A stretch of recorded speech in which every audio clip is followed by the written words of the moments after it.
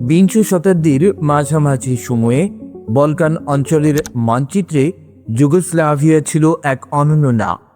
7টি সীমান্ত, 6টি প্রজাতন্ত্র, 5টি জাতি, 4টি ভাষা, 3টি ধর্ম এবং 2টি বর্ণমালার মিশেলে গড়া এই দেশটি ছিল বৈচিত্র্যের মাঝে ঐক্যের এক জীবন্ত উদাহরণ।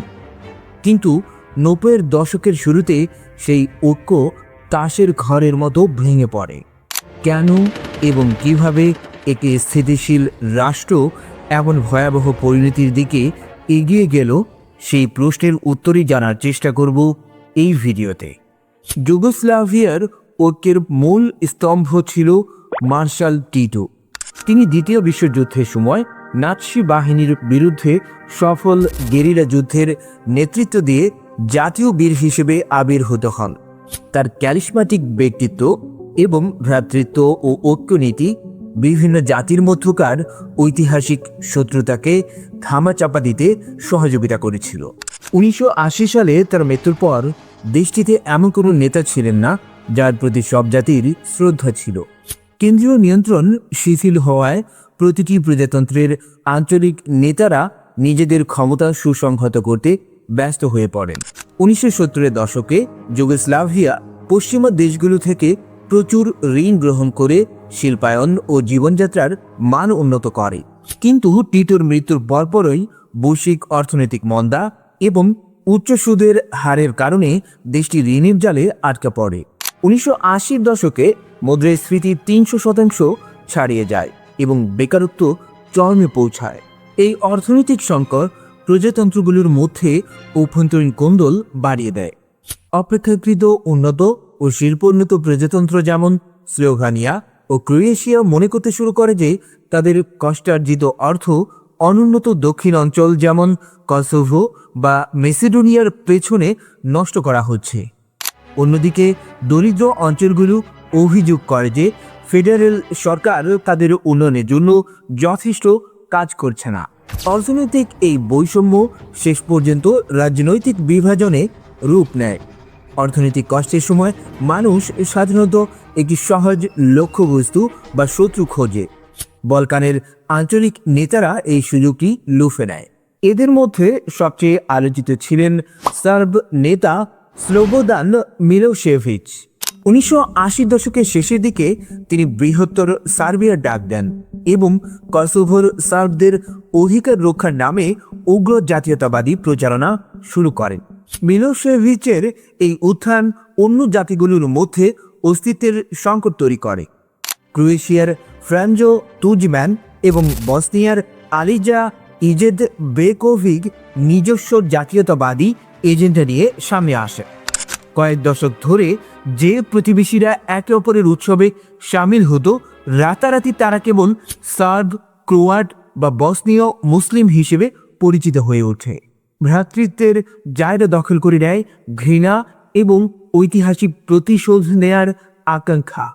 1974 সালের সংবিধানে যুগোস্লাভিয়াকে অত্যন্ত বিকেন্দ্রীকরণ করা হয়েছিল। এতে প্রজাতন্ত্রগুলোকে এতটাই ক্ষমতা দেওয়া হয়েছিল যে কেন্দ্রীয় সরকারের ক্ষমতা সীমিত হয়ে পড়ে।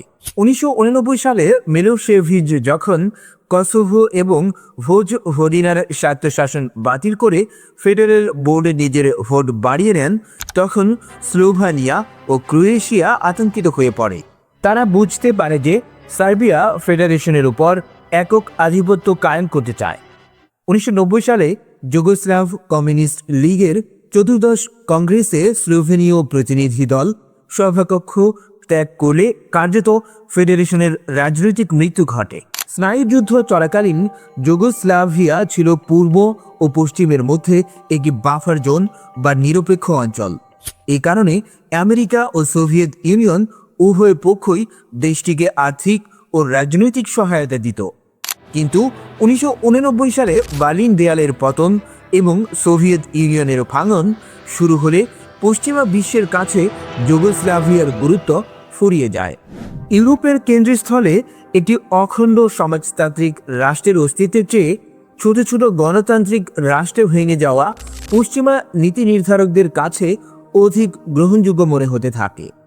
জার্মানি খুব দ্রুত স্লোভানিয়া ও ক্রোয়েশিয়ার স্বাধীনতাকে স্বীকৃতি দিলে সংঘাতের পথ আরও প্রশস্ত হয়ে যায়।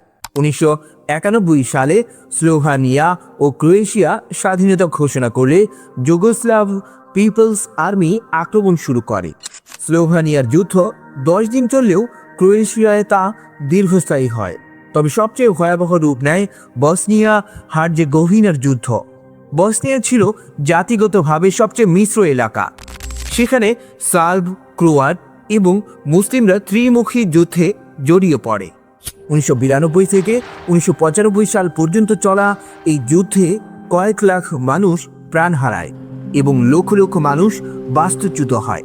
1995 সালের সেব্রেনিৎসা গণহত্যা ছিল দ্বিতীয় বিশ্বযুদ্ধের পর ইউরোপের মাটিতে সবচেয়ে বড় মানবতা বিরোধী অপরাধ, যেখানে প্রায় 8,000 মুসলিম পুরুষ ও কিশোরকে ঠান্ডা মাথায় হত্যা করে সার্বিয়ান সেনারা। বসনিয়ার যুদ্ধের পর 1998 থেকে 99 সালে কসোভোর সংকট শুরু হয়। আলবেনীয় বংশোদ্ভূত কসোভোবাসী স্বাধীনতার দাবিতে সশস্ত্র বিদ্রোহ শুরু করলে সার্ব বাহিনী কঠোর দমননীতি চালায়। পরিস্থিতি নিয়ন্ত্রণে আনতে ন্যাটোর হস্তক্ষেপে সার্বিয়ার উপর বোমা হামলা চালানো হয়।